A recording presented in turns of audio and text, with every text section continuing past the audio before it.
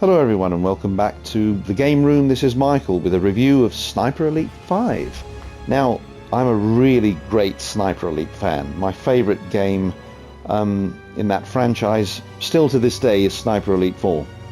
But when the fifth one was announced, I thought, now this is really exciting. I thought, there's a Sniper Elite 5, brilliant. So I thought I'd got to check this one out. Now, it was released on the 26th of May.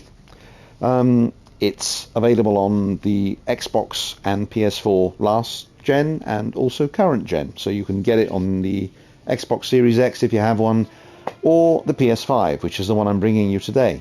Now, fortunately for Xbox owners, you can actually try before you buy, because this has gone straight to Game Pass. So that's pretty good. So if you have Game Pass, you can actually try it out for yourselves to see if you like it. Long-time fans will undoubtedly not even bother with Game Pass and think, I want to own this one, because, yeah.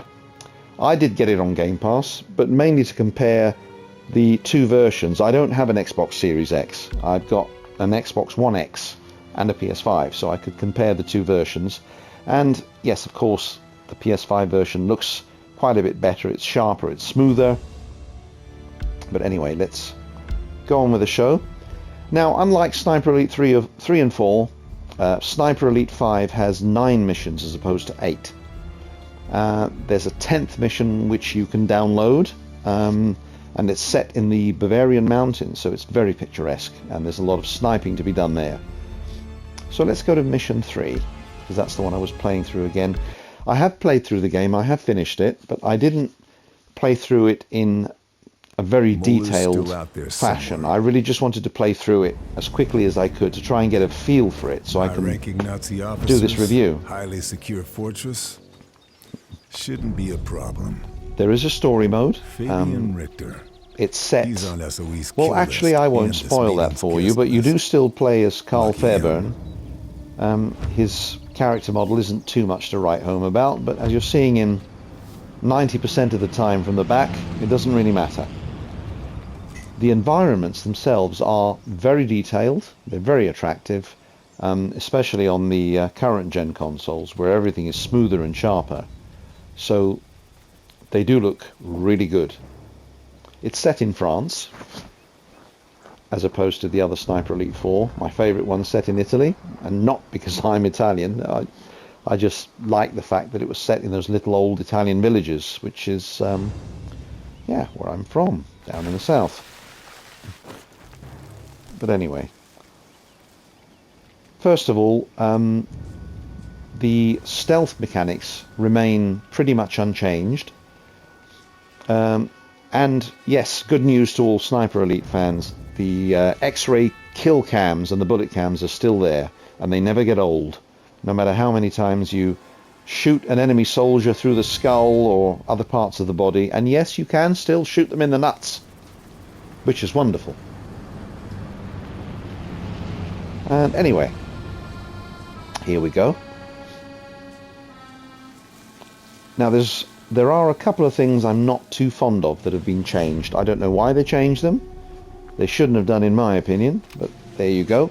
When it comes to tagging an enemy through your binoculars, you don't just click on your right trigger anymore. You have to leave your crosshair over the enemy and wait till the little spinning circle completes its cycle.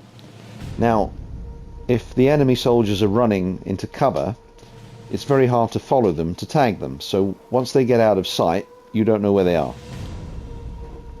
Also, you can't run and crouch at the same time like you could in Sniper Elite 3 and 4. You can crouch and move along, like so, but as soon as you start running by clicking the left stick, you stand upright so people will see you. But anyway, let's change my bullets to subsonic. Yes, suppressed ammo is now called subsonic ammo. Let's try a kill cam. Oh, look at that, I missed.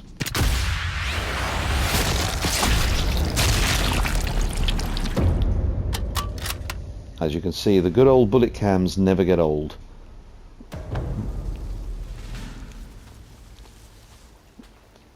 So,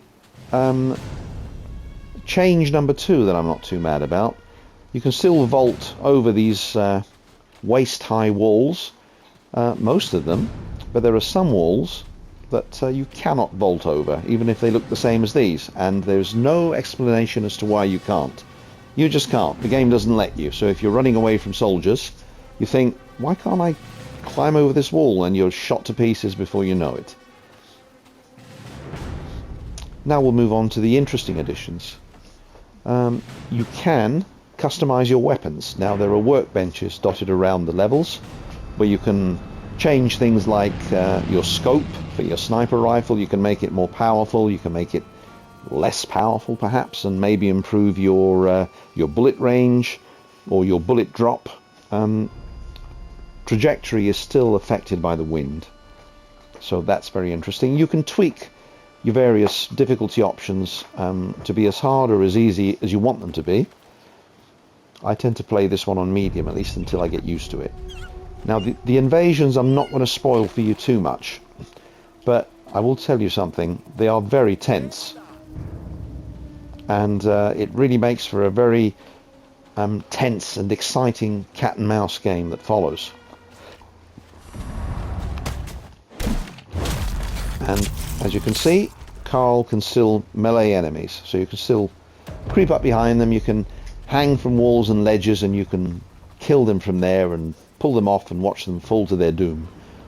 Or you can sneak up behind them and, you know, snap their necks or cut their throats. Oh, it's all cool stuff, really. So that's pretty much it. The other thing that's a little bit annoying, although you can customize this in your loadout when you finish the game the first time, you can select your mission, but when you first play it, things like satchel charges, you have to find them. Certain doors and containers cannot be opened unless you have a crowbar, or bolt cutters, so you've got to find those. I guess it's kind of an interesting addition because it makes for extra exploration, perhaps. Graphics are very good, very detailed. The maps are enormous, so it'll take you an age to navigate your way through them to find hidden areas and side missions and different places to actually hide and to sabotage. Oh, and there's a change number 3, which I'm not too fond of. I haven't found a way to do it yet, but if there's somebody who has found it, do feel free to correct me. But vehicles, you can't shoot the fuel tanks anymore to watch them blow up. You can throw a grenade at them, and that'll blow them up, but you can't actually shoot the tanks. What you can do is shoot the engine, and it'll just smoke and spark. Otherwise, you can run up to them and sabotage them, so you can have sound masking, like the old generators that you had from the other Sniper Elites. Here's a pair of bolt cutters. Just what I need. Exactly. So, undoubtedly, you'll need them a little bit further into this level. Let's see if we can get that sniper. There he is. Look, he's a dirty sod, isn't he? Right, let's shoot him. Let's see if I can get him in the nuts. And yes, you can still shoot enemy soldiers in the nuts. It's very satisfying.